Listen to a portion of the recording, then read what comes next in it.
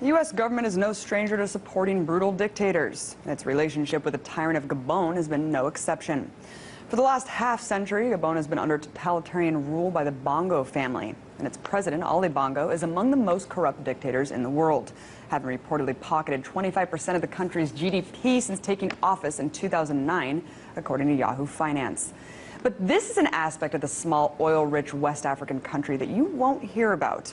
Instead, Gabon has recently been in the news for hosting the New York Africa Forum, a meeting of leaders and international investors aimed at opening the continent for investment. But behind this polished economic forum is a dark side of the country that goes beyond just financial corruption. You see, Gabonese leadership is allegedly covering up a massive black market trade in human organs, which are used for ritual killings, a sacrifice believed to bring good luck to the powerful in the country. In fact, this past May, thousands in Gabon marched in protest against the killings. So, to talk more about these human rights violations and why the U.S. is supporting, not condemning them, I'm joined now by Gabonese activist and human rights advocate, Franck JOCKTANE. Thank you so much for coming on, Franck. Thank you so much for having me. So, for people who are watching this in the U.S., why should they care about Gabon? I mean, they should care about Gabon because, first of all, Gabonese are human beings. So that's one of the reasons they should care. And I think there is a problem in the world right now. The major problem is that people have there is unemployment everywhere. And I believe that one way to solve unemployment is to allow people on their own country to have the ability to find work. So Americans should care because what's happening is that if the Gabonese people are not allowed to express themselves freely in Gabon, unfortunately they will have to go to other countries where freedom is available so they can live their dreams. Let's talk about Ali Bongo's relationship with Obama. In 2011, he came here, he was praised. He was also praised by Rudy Giuliani, amongst many other politicians. Why is it that Gabon has this close relationship with the U.S.?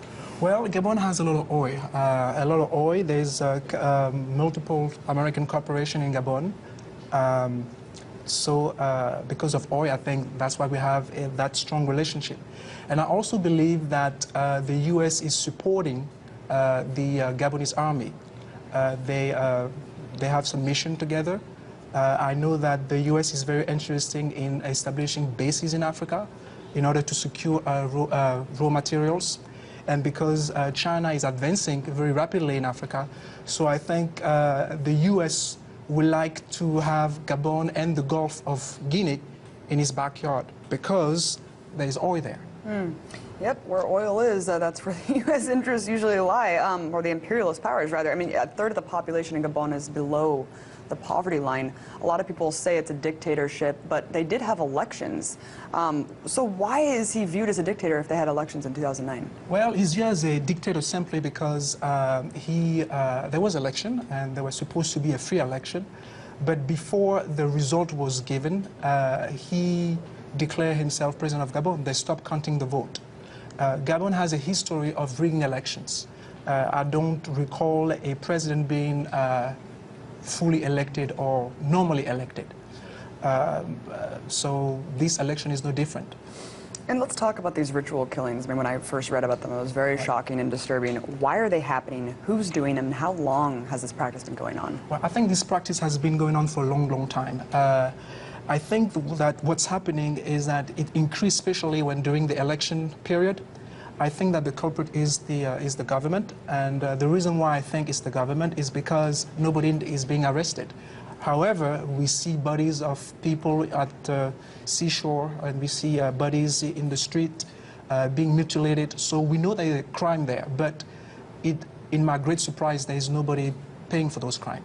So if nobody is paying for those crimes, that government should be behind it. That's what I believe. So you're saying that the government's actually covering up these ritualistic killings, or even participating in them themselves? I believe that the government is participating because the reason why they're doing ritual killings is to secure power or to obtain power. And I think that they also want to terrorize the population, because we all know that a population that is terrorized is a population who actually is not able to dream, is not able to try to advance their cause. Of course. You know, you mentioned that no one's been held accountable. Recently, there was this one senator who was just arrested in connection to the ritual killings. But is this a sign that there is going to be more accountability? I mean, who was this guy that was he kind of scapegoated, you know, held up as an example, maybe where they're still going on? What do you think about it? What I think about it, he's a senator, and yes, he's been arrested, and he's in jail right now. I think what's happening is that the pressure is mounting. Okay, the Gabonese people have reached a level where enough is enough. So there was a huge march in May, I believe, where the Gabonese people rise up and say, we want justice, and we want the people who are doing this to the Gabonese people in jail. And of course, the president had no choice, again, because of the pressure of the streets. So what he decided to do is to agree to have a march. And in that march, he promised to the Gabonese people that he will do something about this problem. And so where do we go from here? How can people help the situation? What can people do? Well, I mean, what the people can do is what other people have done in the rest of the world. So I think the Gabonese people need to stand as one people, and they need to pressure the government. They need to demand to the government to do what is right. I believe that government is there to serve the people, not the other way around. And I think that the Gabonese people need to realize that Gabon is their land, and they have a say, and they need to choose who they want them to lead them. And they need to put pressure in the street. Take control of their own resources, their own lives, and hopefully we can stand in solidarity with them. Every human life is precious. Thank you so much, yes. Franck JOCKTANE, Gabonese activist. Appreciate your time. Thank you so much.